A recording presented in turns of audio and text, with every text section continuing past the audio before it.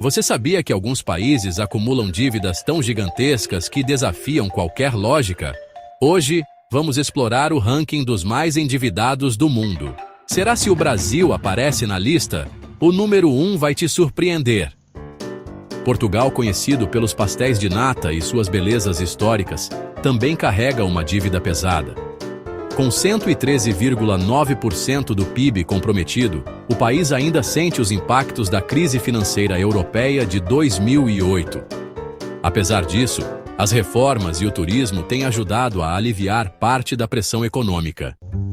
A França, uma das maiores economias da Europa, está em 9º lugar. Com 115,3% do PIB em dívida, o país enfrenta um dilema: como equilibrar sua generosa política de bem-estar social com a necessidade de controlar gastos públicos. A Espanha ocupa a 8ª posição com 117,3%. Após a crise imobiliária de 2008, o país conseguiu uma recuperação específica, mas a dívida permanece alta, refletindo os desafios econômicos e sociais enfrentados por Madrid. Aqui está uma surpresa: Cabo Verde. Com uma economia baseada no turismo e no comércio marítimo, a dívida pública de 124,1% mostra a vulnerabilidade de pequenos países insulares que dependem fortemente de fatores externos para se manterem à tona. Sim, mesmo sendo a maior economia do mundo, eles acumulam uma dívida gigantesca, equivalente a 124,1% do PIB. Isso reflete décadas de gastos militares, políticas expansionistas e cortes de impostos que não foram sustentáveis a longo prazo. Com 128,3% do PIB em dívidas, Barbados enfrenta grandes desafios financeiros. A dependência do turismo e as vulnerabilidades climáticas aumentam a pressão econômica sobre este pequeno paraíso caribenho. A Grécia, um símbolo da crise econômica europeia, aparece em 4º lugar. Com 152,9%, o país ainda luta para se recuperar de uma quase falência após 2008. Apesar das medidas de austeridade e resgates financeiros, o peso da dívida é um fardo difícil de carregar. Singapura é um caso curioso: 175,8% do PIB em dívidas, mas uma das economias mais bem-sucedidas do mundo. Como isso é possível? Grande parte da dívida está vinculada a investimentos e ativos externos, o que se torna sustentável no longo prazo.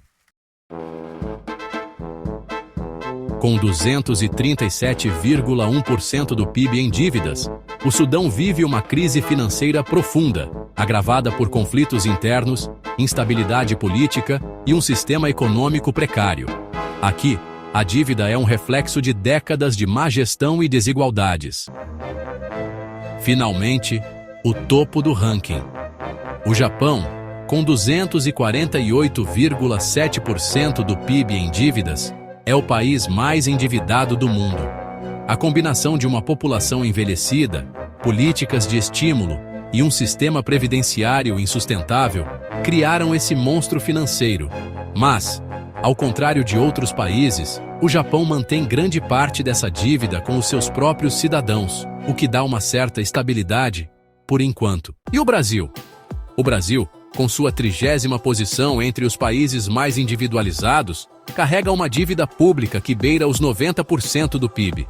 Mas será que realmente estamos no caminho certo para controlar essa montanha de dívidas? Durante os últimos anos, o país passou por crises econômicas, políticas e, claro, pela pandemia, tudo isso gerenciando finanças com um governo que, ao invés de buscar soluções consistentes, parece preferir lidar com a situação de forma improvisada. Será que essa continuidade continuará crescendo enquanto o governo prioriza outras agendas? Até onde vamos chegar com esse jogo de empurrões, o problema para o futuro? E tem mais. Quem pagará o preço disso tudo? Você aí, pagador de impostos, o que acha? O governo tem a real intenção de resolver isso ou está mais preocupado em fazer promessas vazias enquanto a dívida só aumenta?